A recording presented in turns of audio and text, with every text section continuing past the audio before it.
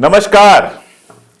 आप जानते हैं हिजाब अगर कोई सर पे रख ले तो उसकी आंखों से दिखाई देना बंद हो जाता है।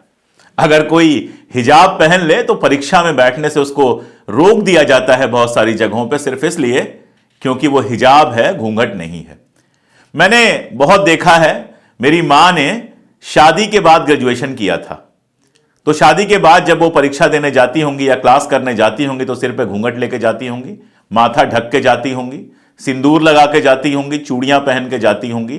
और सिर्फ मेरी मां नहीं, उस उम्र में, उस दौर में बहुत सारी महिलाओं ने शादी के बाद पढ़ाई लिखाई की। जिनके हस्बैंड तैयार हुए, शादी के बाद उन्होंने पढ़ाई लिखाई की, लेकिन कभी किसी सरकार ने उनको पढ़ने लिखने से इसलिए नहीं रोका कि उनके सिर पे घूंघट था। लेकिन ये जो नया दौर आया है 2014 के बाद, जो नई आजादी हमको मिली है, उस नई आजादी में खासतौर पे भारतीय जनता पार्टी की सरकारें जगह जगह पर यह तमाशा कर रही हैं, जिसमें हिजाब पहन के अगर कोई आता है तो उसको एग्जाम देने से रोक दिया जाता है। सबसे पहले तो जो लोग हिजाब और बुर्के के बीच में फर्क नहीं जानते हैं उनको मैं समझा दूं कि हिजाब दरअसल जो घूंघट, हिंदू औरतें जो घूंघट पहनती हैं, जो घूंघट करती हैं, जिसमें सिर तक वो रखती हैं, घूंघट भी आप मत कहिए, माथा ढकने का जो मामला कहा जाता है, जिसमें सिर तक वो साड़ी को निकाल लेती हैं, उसमें और हिजाब में बेसिकली कोई अंतर नहीं है, क्योंकि हिजाब जो होता है उससे सिर्फ सिर ढका जाता है। बुर्का जरूर होता है, आपके दिमाग में तुरंत बुर्का आता है जिससे पूरा चेहरा ढक जाता है, पहचान डिस्टर्ब हो जाती है।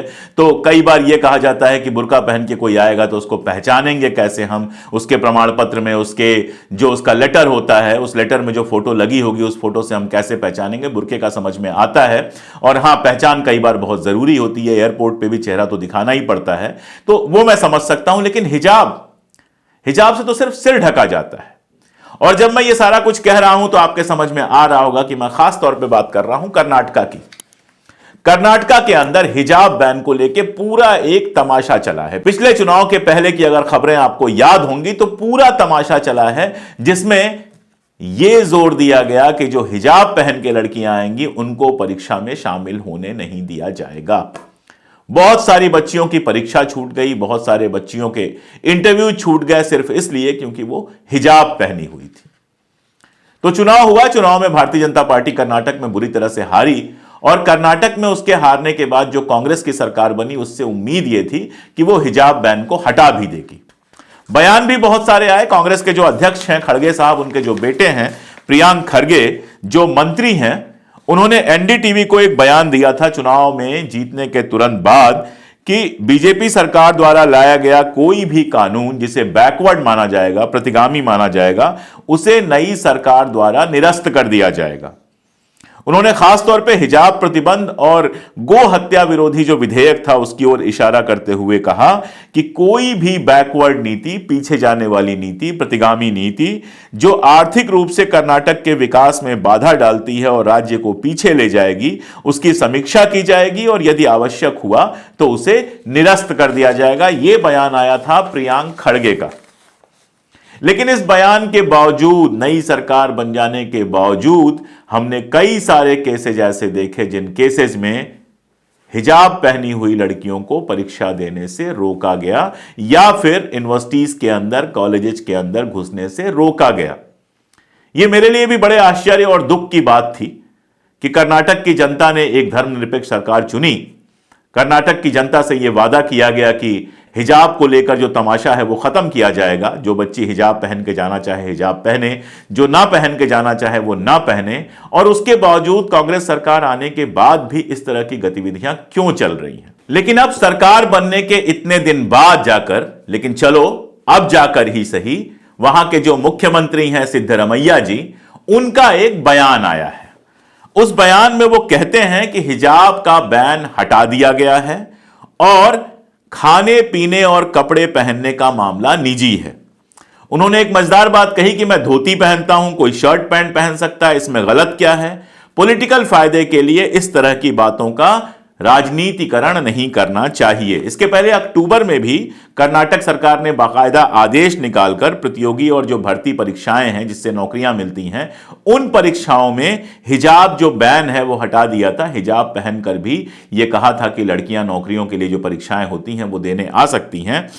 हालांकि इस पे विवाद हुआ था, लेकिन इससे केवल नौकरियों वाली जो परीक्षा थी, कंपटीशन वाले जो एग्जाम थे, कॉम्पिटिटिव एग्जाम्स थे, उनमें जाने की सुविधा मिली थी, कॉलेजेस में और बाकी जगहों पे जाने की सुविधा नहीं मिली थी।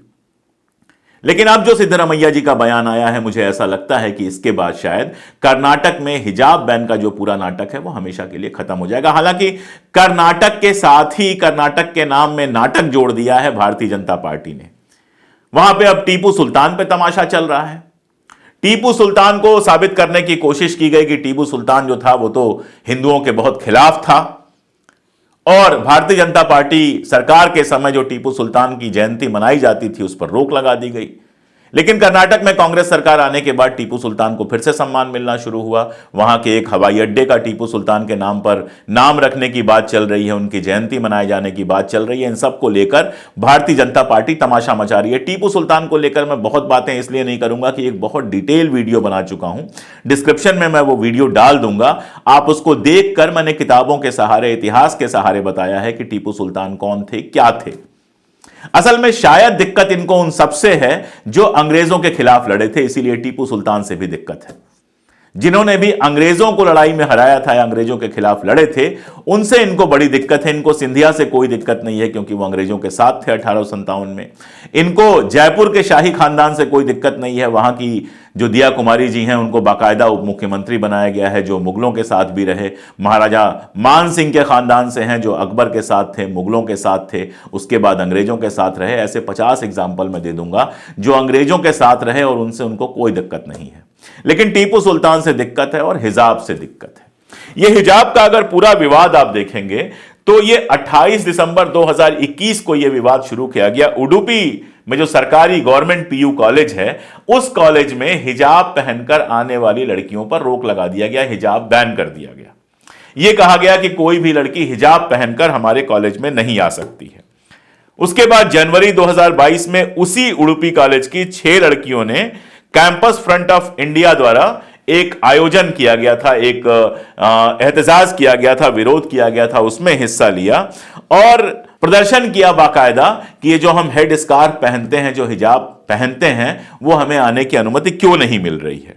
5 फरवरी 2022 को हाईकोर्ट में जाती हैं। उसके बाद फरवरी जो है, उस पूरे फरवरी में यह विवाद चलता है। कई जगहों पे समर्थक जो हिजाब के हैं और हिजाब के जो विरोधी हैं उनके बीच में संघर्ष होता है। फिर वो तमाशा आपने देखा कि हिजाब के कंपटीशन में जो आरएसएस से जुड़े हुए लड़के थे वो गले में भगवा स्कार्फ पहन के आ गए, वो एक तमाशा चला। 8 फरवरी 2022 को इन सारे तमाशों के चलते पूरे राज्य में 3 दिन की छुट्टी करनी पड़ी। उसके बाद 9 फरवरी को हाईकोर्ट की एक फुल बेंच बनी।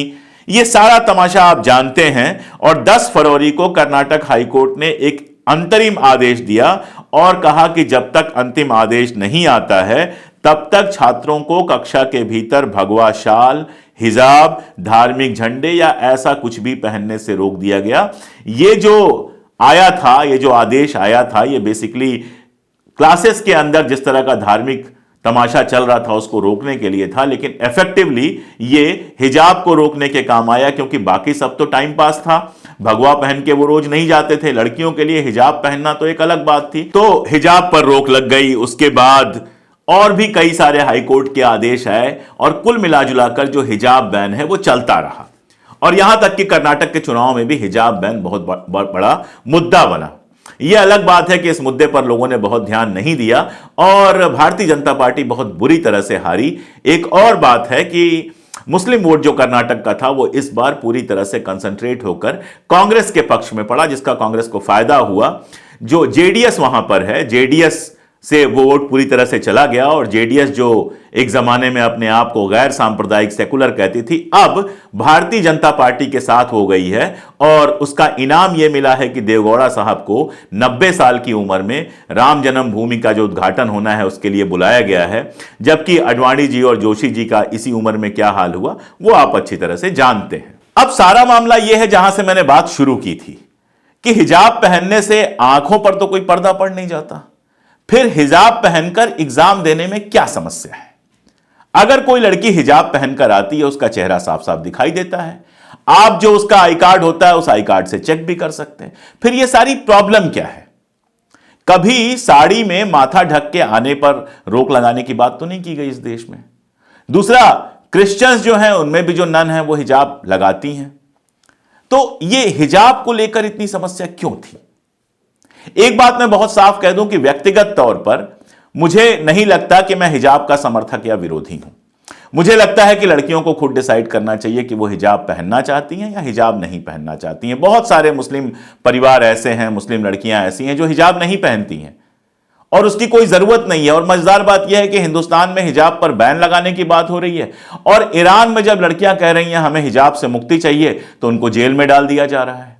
यानी सारा मामला यह है कि लड़कियां अपने मन से कुछ ना करें, या तो जो कठमुल्ले कहें वो करें, और या फिर भारतीय जनता पार्टी और आरएसएस जैसे जो इस्लामोफोबिक संगठन हो गए हैं, अब धीरे धीरे वो इस्लामोफोबिक संगठन बनते जा रहे हैं, वो संगठन जो चाहे वो उनके साथ करें। वो कहें तो हिजाब पहनो, वो कहें तो हिजाब ना पहनो।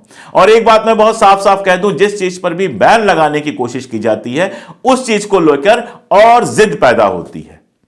अगर आपसे कहा जाता है कि उत्तर दिशा में मत जाइएगा तो आपके मन में यह आता है एक बार उत्तर दिशा में जाकर देखें तो कैसा लगता है। और जिस तरह का इस्लामोफोबिक, एंटी इस्लाम पूरा माहौल हमारे देश में बनाया गया है, आप सोचिए बकरीद आती है तो हर साल शोर शुरू हो जाता है कि जानवरों की हत्या नहीं करनी चाहिए। और अब कंडीशन यह है कि गिरिराज सिंह दिल्ली में एक मटन की दुकान का विमोचन करते हैं, मटन की दुकान का उद्घाटन करते हैं और कहते हैं झटका खाना चाहिए। तो अगर झटके से बकरे को काटा जाता है तो खून नहीं निकलता है, हलाल करने पर ही खून निकलता है। झटके से काट के अगर आप मीट खाते हैं तो वो शाकाहारी हो जाता है, और हलाल करके खाते हैं तो वो मांसाहारी हो जाता है। मैं बता दूं, जिस इलाके से मैं आता हूं पूर्वी उत्तर प्रदेश से, वहां होली के दिन आप चले जाइए, सुबह 4 बजे से लाइन लगती है मटन की, क्योंकि होली के दिन बहुत सारे परिवारों में नॉनवेज बनने का शौक है, चलन है। बहुत सारे ऐसे डेटा है कि देश भर में नॉनवेज का जहां तक सवाल है वो हिंदू और मुसलमान दोनों खाते हैं। मैं उड़ीसा का एग्जांपल आपको दे दूं, उड़ीसा में कुल मिला के 4 से 5% लोग वेजिटेरियन हैं, 95% लोग ऐसे हैं जो नॉनवेज खाते हैं। मछली वहां का बेसिक फूड है। अब उड़ीसा की पॉपुलेशन में 95% मुसलमान तो है नहीं, और मैं मजाक में कहता ही हूं कि अगर हिंदू लोग जो हैं वो नॉनवेज खाना पूरी तरह से छोड़ दें तो चिकन 20 रुपए किलो मिलने लगेगा, मटन शायद 25 रुपए मिलेगा, और मछली भी ऐसे ही 20-25 रुपए मिलना शुरू हो जाएगी।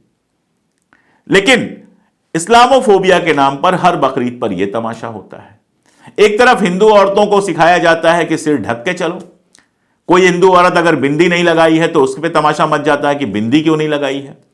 तो एक तरफ आप अपने यहां तो बिल्कुल धार्मिक परंपरा के हिसाब से महिलाओं को रखना चाहते हैं, मंदिरों में बैन लगा देते हैं कि प्रॉपर कपड़ा पहन के आओ, सलवार सूट में आओ या फिर साड़ी पहन के आओ। बाकी जगहों पर आप कहते हैं कि बिंदी लगा के जाओ, साड़ी लगा के जाओ, सर ढको, ये करो वो करो। कभी किसी भी महिला का ट्रोलिंग शुरू कर देते हैं अगर उसके कपड़े आपको पसंद नहीं आते हैं। दूसरी तरफ जब मुस्लिम लड़कियां जो हैं वो सिर पर हिजाब लेकर आना चाहती हैं तो आप कहते हैं हिजाब निकालो। उधर उनके समर्थक भी तमाशा करने लगते हैं ये कि कई बार कहते हैं कि चॉकलेट अगर खुला छोड़ दिया जाए तो उस पर मक्खियां भिनभिनाएंगी, उनके लिए लड़कियां चॉकलेट बन जाती हैं। उनके लिए लड़कियां सिर्फ चॉकलेट बन जाती हैं जिनको रैपर में रखना बहुत जरूरी है। आप चॉकलेट नहीं है लेकिन आपकी लड़कियां चॉकलेट हैं।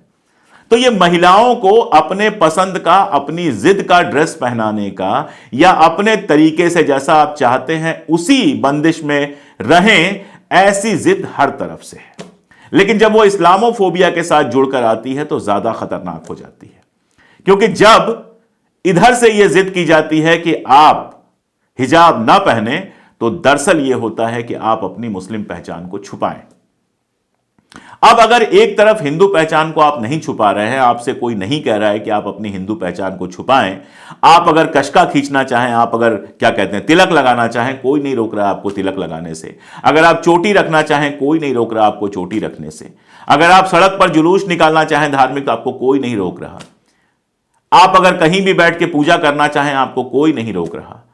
ट्रेनों में भजन चलते हैं, कोई नहीं रोकता है। सुबह बसों से आप निकलिए, बस वाले भजन बजाते हैं, कोई नहीं रोकता है। लेकिन मुसलमानों को उनके हर चीज के लिए रोका जाएगा। नमाज पढ़ने जाएंगे तो कहा जाएगा सड़क पर नमाज मत पढ़ो, कुछ और करेंगे तो कहा जाएगा ये मत करो, लड़कियां हिजाब पहनेंगी तो कहा जाएगा हिजाब मत पहनो। तो जितना ज्यादा ये कहा जाएगा उतना ज्यादा ये बढ़ता जाएगा। मैं अपना एग्जाम्पल आपको दे दूं कि हम बचपन में जहां रहते थे, पास में मुस्लिम मोहल्ले भी थे, बहुत सारे हमारे दोस्त होते ही हैं, सबके होते हैं, हमारे भी थे। ये जो दाढ़ियां हैं ना, वो सिर्फ वो लोग लगाते थे, उनकी दाढ़ियां होती थी जो लोग हाजी हुआ करते थे, जो लोग हज करके आते थे। जो दाढ़ी में होता था हम उसको हाजी साहब कहना शुरू कर देते थे। लेकिन 90 के दशक में जिस तरह से बाबरी मस्जिद ढाही गई, उसके बाद हमने देखा कि दोनों तरफ कट्टरता बढ़ी है। टोपियों की संख्या बढ़ गई, दाढ़ियों की संख्या बढ़ गई, हिजाब की संख्या बढ़ गई, बुर्के की संख्या बढ़ गई, इधर चोटी की संख्या बढ़ गई, तिलक की संख्या बढ़ गई, बाकी सारी चीजों की संख्या बढ़ गई। तो हमारे देश के अंदर एक अजीब सा तमाशा चल रहा है जिसमें धार्मिक कंपटीशन चल रहा है। और उसका मूल कारण यह है कि कट्टरपंथी संगठन हमारे यहां मजबूत हुए हैं, और इतने मजबूत हुए हैं कि अब समाज को सिखाने लगे हैं कि क्या खाओ क्या पहनो। मैंने एक बार सोशल मीडिया पर होली के बाद नॉनवेज का फोटो लगा दिया था, इतनी जबरदस्त ट्रोलिंग हुई थी कि मत पूछिए। मुझे आश्चर्य हुआ था, मैं जिस परिवार से आता हूं वहां पर बलि परंपरा रही है और हमारे घर में तो बचपन से मटन बनता रहा है। तो अब मुझे ये लोग सिखाएंगे, ये जो नए नए हिंदू हुए हैं आरएसएस के, ये लोग मुझे सिखाएंगे मैं क्या खाऊं क्या पहनूं। ये लोग महिलाओं को सिखाएंगे कि आप किस तरह से हिजाब लगाइए या ना लगाइए। ये महिलाओं को सिखाएंगे कि बिंदी लगाइए या ना लगाइए। ये हैं कौन? इनको ठेका किसने दिया है? समाज को पहनना खाना सिखाने के लिए इनको ठेका दरअसल आपने दिया है। आप जो वोट जाके धर्म के नाम पे डाल आते हैं, उससे इनको इतनी पावर मिल जाती है कि आपके घर में घुस के कल को चेक करेंगे कि आपके फ्रिज में क्या है। उससे इनको इतने पागलपन की अनुमति मिल जाती है कि मध्य प्रदेश में सरकार बनने के बाद पहला काम यह किया जाता है कि जो नॉनवेज की दुकानें सड़क पे हैं उनको बंद करा दिया जाता है। बावजूद इसके कि मध्य प्रदेश में 30% से लेकर 40% जनता नॉनवेज खाती है, जिसमें हिंदुओं की एक बड़ी संख्या है। मैं खुद ग्वालियर में बहुत वक्त रहा हूं, तो मैं जानता हूं कि मटन बेचने वालों की और मटन खरीदने वालों में, दोनों में हिंदुओं की बड़ी संख्या है। लेकिन आपने जो धार्मिक पागलपन के नाम पर वोट दे दिया है, उस वोट का असर है कि अब वो ये तय करेंगे कि आप क्या खाएंगे क्या नहीं खाएंगे। तो आपके पास कम पैसे हैं तो आप तो होटल में जाकर बड़े होटल में नहीं खा सकते, वो यहां मटन के होटलों की दुकानें बंद कराएंगे, मटन की सड़क की दुकानें बंद करेंगे, वहां 5 स्टार में बैठ के आराम से मटन खाएंगे। तो हिजाब का तो बहाना है, असल काम इस्लामोफोबिया फैलाना है। और अच्छी बात है कि कर्नाटका की सरकार चुने जाने के कुछ महीनों बाद ही सही कम से कम होश में आई है और उसने इस तरह की मूर्खताओं पर रोक लगाई है। उसने ये कहा है कि जो महिलाएं हिजाब पहनना चाहती हैं पहने, जो नहीं पहनना चाहती हैं नहीं पहने। लोग क्या पहनेंगे क्या खाएंगे ये डिसाइड करना सरकार और कोर्ट का काम नहीं है। कम से कम सिद्धारमैया जी ने साफ साफ ये बात कह के कर्नाटका में फिलहाल इस तरह के किसी विवाद को विराम दे दिया है। लेकिन जब तक आप पागलपन में धर्म और जात देखकर वोट करते रहेंगे, तब तक धर्म के इन ठेकेदारों को, समाज के इन ठेकेदारों को आपको यह समझाने का मौका मिलता रहेगा कि आप क्या खाएं क्या पिएं। इसलिए 2024 में जब वोट देने जाइए तो मुद्दों के बारे में सोचिए, गरीबी के बारे में सोचिए, बेरोजगारी के बारे में सोचिए, अपनी जिंदगी के बारे में सोचिए। धार्मिक और जातीय पागलपन में आकर जाति और धर्म के नाम पर अगर आप वोट देते रहेंगे तो इस तरह का तमाशा इस देश में चलता रहेगा। आज के लिए इतना ही, आगे और भी बात करेंगे। बहुत शुक्रिया।